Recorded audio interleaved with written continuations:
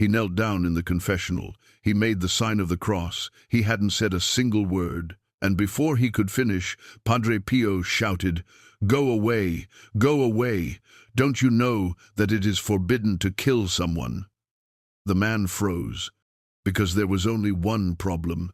He had never told anyone about his plan, not his friends, not the police, not even his wife. This story is preserved in accounts about Padre Pio's ministry as a confessor, and if the account is true, what happened next was far more than a frightening encounter. It became a story of repentance, of mercy, and of a life completely changed. It all began in the early 1922. Italy was still recovering from the devastation of the First World War, and in the small town of San Giovanni Rotondo, thousands of people were beginning to seek out a Capuchin friar named Padre Pio.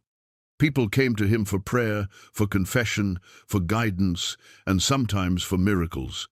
But one man arrived with a very different purpose. According to the account, he had lived among criminals. His conscience had become hardened, and he had fallen in love with another woman. There was only one obstacle: his wife. He wanted to be free, so he decided to kill her. But he knew he needed an alibi, and that was when he created a terrible plan. His wife was a devoted follower of Padre Pio, so the man suggested that they travel together to San Giovanni Rotondo. He told her that while they were there, she could finally go to confession to Padre Pio. She was delighted. She had no idea that her husband was planning her death. When they arrived, he left her at a hotel, then went alone to the monastery. His plan was simple. He would arrange for his wife to go to confession, then go to an inn and make sure people saw him there. Later, he would secretly leave, find his wife after her confession, and kill her. Then he would return to the inn. His alibi would be complete. At least, that's what he believed. But something happened that he never expected. When he arrived at the monastery, he saw Padre Pio inside the confessional. The man approached, knelt down, and began making the sign of the cross. He had not confessed his plan. He had not spoken about his wife. He had not told anyone what he intended to do. But before he could even finish the sign of the cross, Padre Pio suddenly shouted, "Go away!" The man was stunned. Then Padre Pio shouted again, "Go away! Don't you know that it is forbidden to kill someone?" The man couldn't believe what he was hearing. How could Padre Pio know? He had told no one.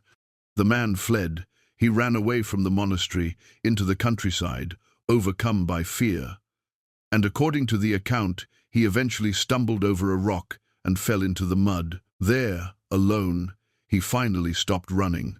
And for the first time, he looked honestly at his own life, the crimes, the hatred, the selfishness, the lies, and finally, the murder he had planned. He realized he wasn't simply planning to kill his wife. He was destroying his own soul. So he turned around and went back to the church, back to Padre Pio. This time, he asked for confession, and Padre Pio accepted him. But something about the encounter had changed. The same priest who had frightened him now spoke to him with extraordinary gentleness. According to the testimony, Padre Pio began describing his life, sin after sin, moment after moment, things the man had never told him, things he had hidden from everyone. And eventually, Padre Pio reached the final secret, the plan to murder his wife. The man broke down. He had come expecting perhaps judgment. Instead, he found mercy. He fell at Padre Pio's feet and begged God for forgiveness. The priest did not tell him that his sins didn't matter. He did something more important. He called him to conversion, to leave his old life behind, to stop walking toward death and begin walking toward God. Whether one accepts every detail of this traditional account or not, its central message is powerful. Padre Pio's ministry was centered on confession. He spent enormous amounts of time hearing people's sins and calling them to genuine repentance.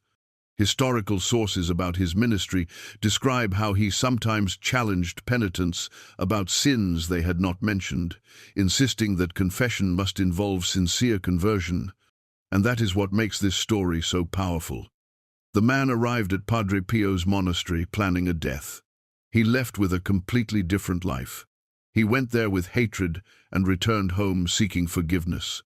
The story reminds us of something Christians have believed for centuries. No sinner is beyond the reach of God's mercy.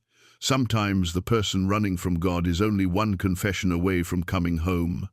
And perhaps the most frightening question isn't, does God know what I've done? He does. The real question is, what will I do now that I know I can return to Him? Because Padre Pio's message was never simply about exposing sin, it was about bringing the sinner back to Christ. And sometimes the greatest miracle isn't discovering a hidden secret, it is watching a hardened heart become new again.